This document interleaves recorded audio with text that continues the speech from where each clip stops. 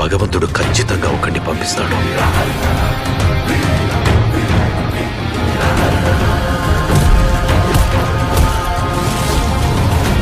ఈ రాక్షసుల్ని వేటాడే బ్రహ్మ రాక్షసుడు వచ్చాడ్రా.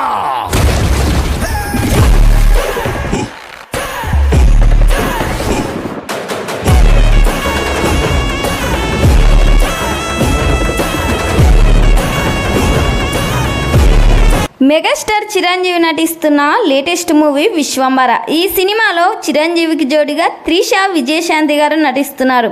ఈ సినిమా స్టోరీ మొత్తం టైం ట్రావెల్ నేపథ్యంలో సాగుతుంది.